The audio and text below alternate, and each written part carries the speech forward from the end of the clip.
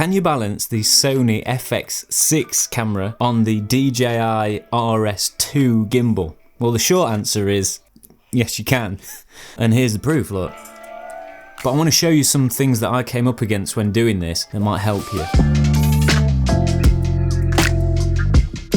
So when I was upgrading to a new gimbal from the Webuilt S, I bought that gimbal because I only had a very small lightweight setup at the time and it was a great gimbal, but I wanted to get something that would future-proof myself, and I thought if I want to use bigger or cinema style cameras in the future, I'd wanted to make sure that I could use those cameras with the gimbal. So instead of going for the RSC2, I went for the bigger brother, the RS2, and I'm glad I did, because now the time has come that I've had to try this bad boy out, the FX6, and handles it like a dream. But here are my tips to balancing this camera for the optimal performance. So first of all, obviously, as you can see, I've not got the top handle mounted on here or the side grip, because obviously that's just not going to work. Here's the side grip, look how chunky that is. If I had that on there, there's no way I'd be able to fit that on the mounting plate. And here's the top handle. Now that contains the monitor as well, and I'm going to talk about alternative monitoring options when using it with the DJI in a second. But yeah, so first thing to do is take that off. It's worth noting that I'm using the Sony G Master 50mm 1.2 lens. That's the one I've got on right here, and that's the one I'm going to be talking about throughout this video. I've got the 16-35mm lens, so I'll try that on it as well. Right, I did manage to balance this 16-35mm lens, which means I'm using the 50mm now, which is why it's a little bit too close. I'm sorry about that. But yeah, here it is. Managed to balance it.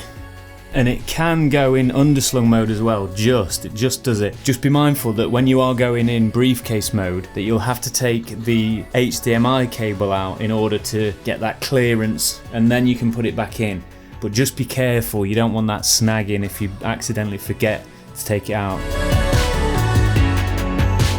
As you can see, I'm also using the focus motor with the DJI gimbal that's here, so that adds extra weight to the front of the camera. Make sure you put in the extra accessories on before you start mounting the camera and balancing the gimbal, because otherwise you're gonna have to change it again. So all the accessories go on first and then balance it to where it needs to be. I love this thing, look at that. Cool.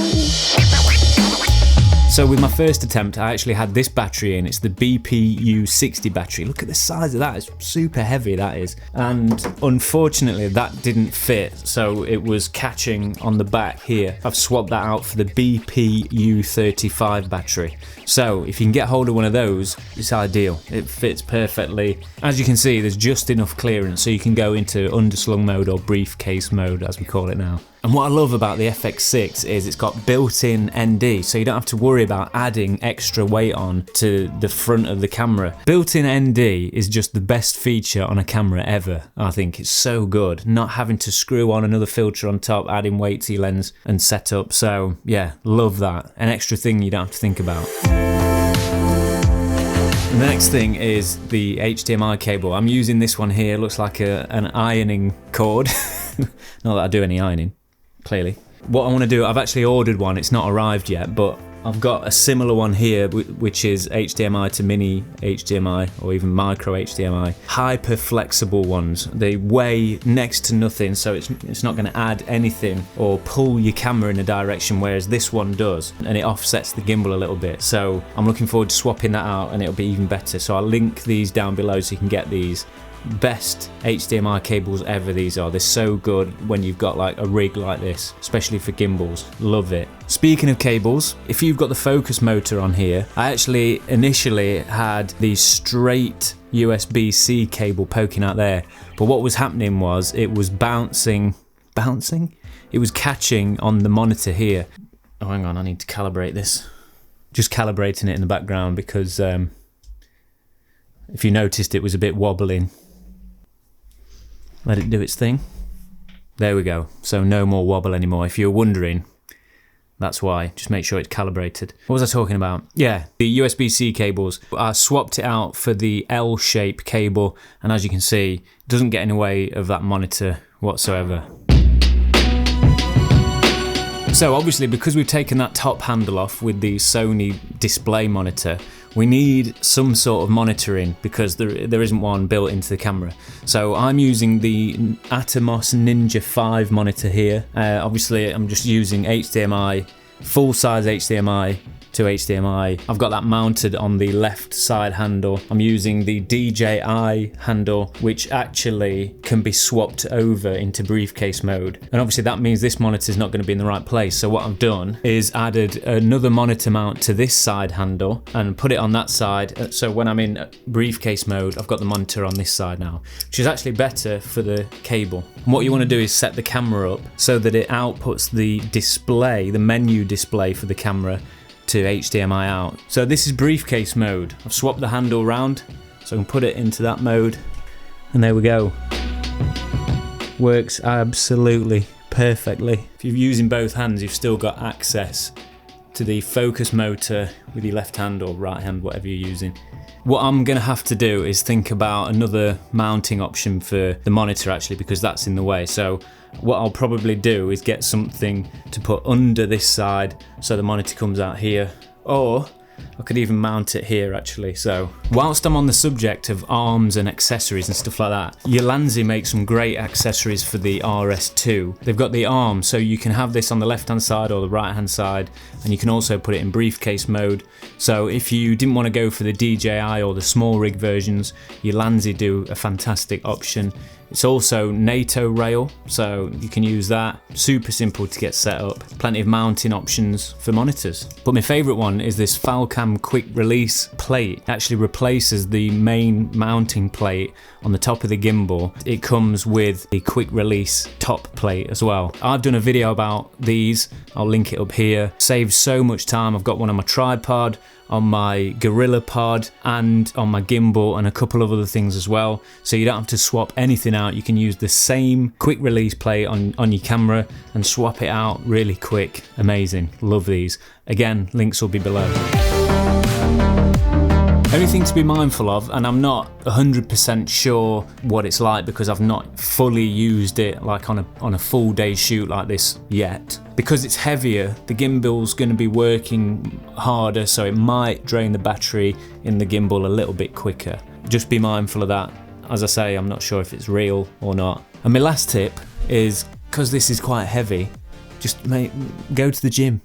That's where I've been going wrong all these years. Yeah, it's a fairly sturdy setup, but the DJI is so lightweight for a gimbal like this.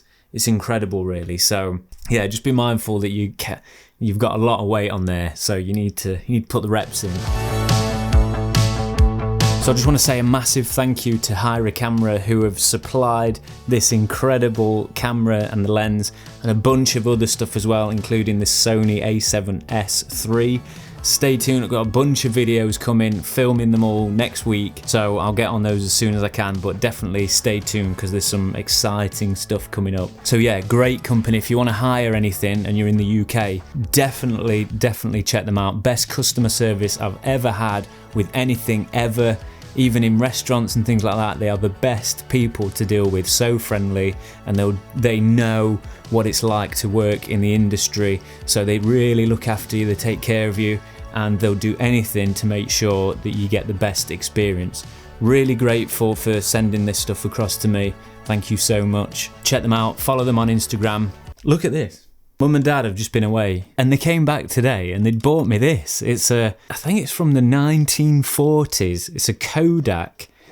I think it's Kodak. Yeah, Kodak film camera. It's called something like the Brownie. Can't make out this person's handwriting, but Brownie something.